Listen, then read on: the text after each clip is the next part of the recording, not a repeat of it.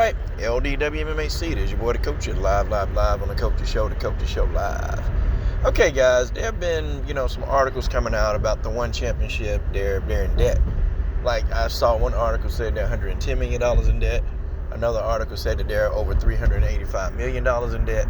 But, guys, I take sometimes online articles with a grain of salt. But I will have to concur and agree, because so many people are coming out with it, that they do have some kind of debt going on. They have some kind of debt going on. And that's just what it is, okay? They have some type of debt going on that, more than likely have come through a lot of bad decisions. And folks, I'm going to tell you one big decision that the one championship that they did that definitely, kind of helped them into this financial mess. The first thing that one championship does is terrible, is that just them, like Bellator, they don't promote to the American market. They don't promote to America.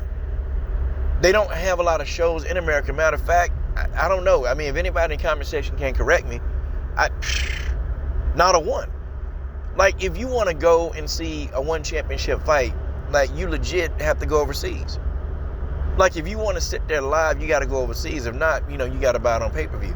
And sometimes, American fans, they like to feel like that they're a part of the fight, like they're a part of the audience. They want to feel like that way. But I just feel so distant when we talk about one championships. And if you go and if you really look online, even on YouTube, how many YouTube channels, like, legit talk a lot about the one championships? Like, there are multiple YouTube channels that they don't even talk about the one championships that much unless it's a big fight. Okay, I mean, here I used to talk about them a lot, but it's just like, okay, they're not marketing to America. Like, they don't market, and and I feel like they missed out on a huge market, because what do people in America like to do? Like, seriously, Americans like to fight, they like to shoot, they like to kill. That's what we do over here in America. Okay, folks, that's just how that is. That's what we do.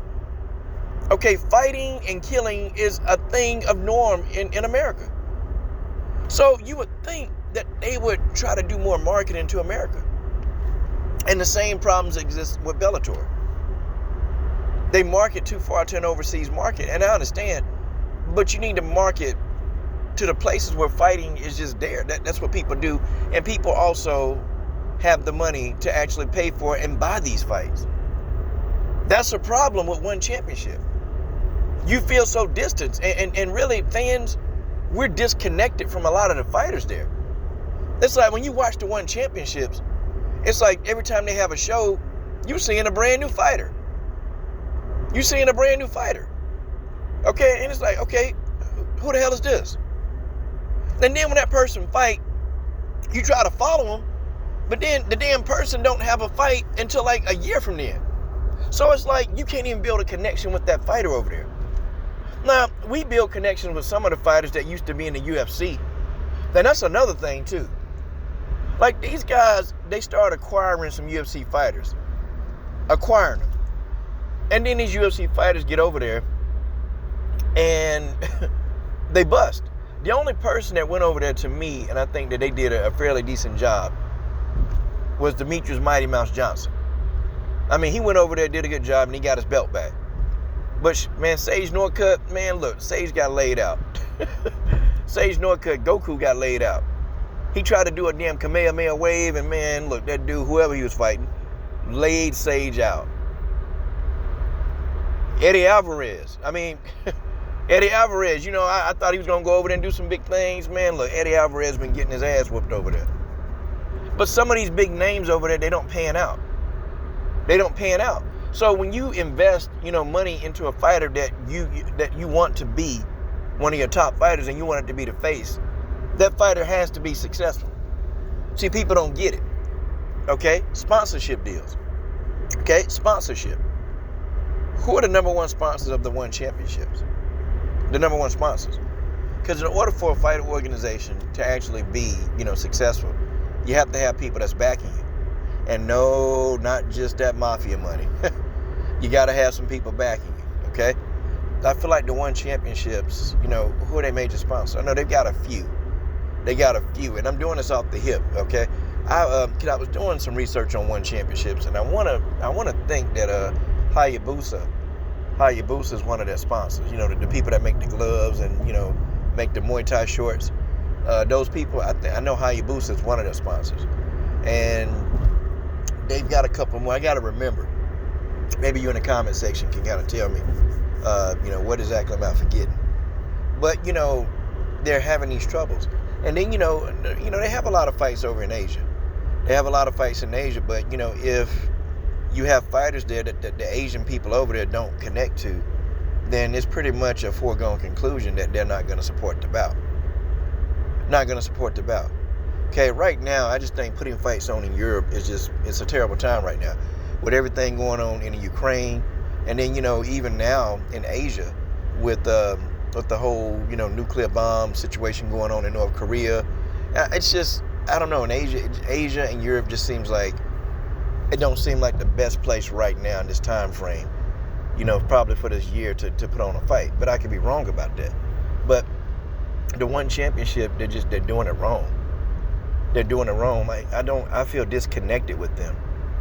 Okay? Even more so than I do with Bellator. Bellator, at least with Bellator, every now and then they'll put a show in the US. Now you have to go to the Mohegan Sun to see a Bellator fight. But I don't know, I just feel so disconnected. You know, like when I see a one championship fight, some of the fights, they put on some good fights. They really do. But it's total disconnection. And then you had some of your other female stars, like Angela Unstoppable Lee. Well, she hadn't been so unstoppable lately, you know? I mean, when Angela Lee got pregnant, well, no, Angela Lee got in a bad car accident too. She got into a real bad car accident. I'm talking about, like, Angela Lee was almost like, you know, not going to be able to fight anymore. Like, that's how bad the car accident was. And then she got pregnant. So them two events happened in her life. She ain't been the same fighter. Okay? She just ain't, you know. Could I say Angela Lee got tipped out? Maybe. But no, she ain't been the same fighter. And then you got a Stamp Fairtex, you know, over there, you know, who she is like a big name over there. But, you know, I think she even took a loss too. So it's just like, I don't know, man. They're not doing some stuff right. And then, you know, you have these fighters, like you got an Angela Unstoppable Lee. Like, you have these people there. But, you know, in America, hell, only us hardcore fight fans know who the hell she is. Like, it's like they're doing themselves a disservice. They're doing themselves a disservice. Okay? Like, actually not promoting these fighters the way they're supposed to be promoted. And it's almost like, you know, when you see one championship, it's almost like it's disorganized. It's very disorganized. Like, it's like some of the cards, I feel like they just put them together. You know, I feel like that with Bellator sometimes too. I feel like that with them. Like, it just feel like they threw these cards together. They threw them together and then, you know, here, watch this. Watch it. Man, crazy.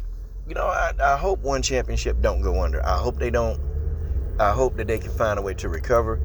And maybe, you know, my main talking point is maybe try to connect more with the U.S. Like, try to connect with us. Like, try to legit connect more with us so we can, you know, like, have a way to support these fights. Have a way. Don't make the fighters so damn inaccessible. I tried to interview a couple of fighters from the one championship. I tried to, but it's just, man, most of them, they don't speak English. And then when you try to translate to their managers don't speak English. And sometimes, you know, and shout out to some of those managers and some of those fighters over there. Shout out to some of those managers, because they really do want to get you to interview their fighters. Now, one thing I'll say over there, they want you to interview their people. They want that. But it's like the language barrier, for me anyway, was so intense that it's not even worth trying to even get these people on your show. Okay? Because then also they have to get a translator, and it just wasn't worth the effort to try to put in and get these people on the show. Just wasn't worth it. So, you know me, I just like, okay. If I got to do this much work to get an interview, I'm chilling. I'm chilling. Okay? Coach Shelton Harrison gonna chill. But that's probably the big thing about him, you know. The big thing about it. And, you know, too, here's another thing. The majority of the fighter, and which I understand, it's an Asian-based organization. The majority of the fighter are Asian. Well, you gotta mix that spectrum up just a little bit. You gotta mix it up a little bit. Because I'm sorry, but if you only have, you know, primarily Asian fighters in your organization, well, that's who's gonna support it. If you got a mix of people, if you have a mix, then, you know, you'll have a mix of people that support. That's just what it is. I give the UFC I give them a lot of smoke. On the men's side, though, I'll tell you, it's diverse. Okay, it's very diverse. The women's side, not so diverse. Okay, well, the ratio of black fighters, women, female fighters to the other fighters is low. But I'll say for the men, it's very, very diverse. And I'll also say some of that. Now with them, how they treating Tanisha Tennant, I don't know. There's no excuse for how the UFC is doing Tanisha Tennant. There's no excuse. But for the most part, black women and black girls when they're young, they don't do MMA. Like black women, it's just not something that black women particularly, partakes in and enjoy. It's not something that black women do culturally. And I've noticed that, because when I go to gyms and I look at the fight game, I don't see a lot of black women in the gyms. Most of the black women I see that I know, they playing basketball, playing. And then even moreover, you have a lot of black women also going into like football.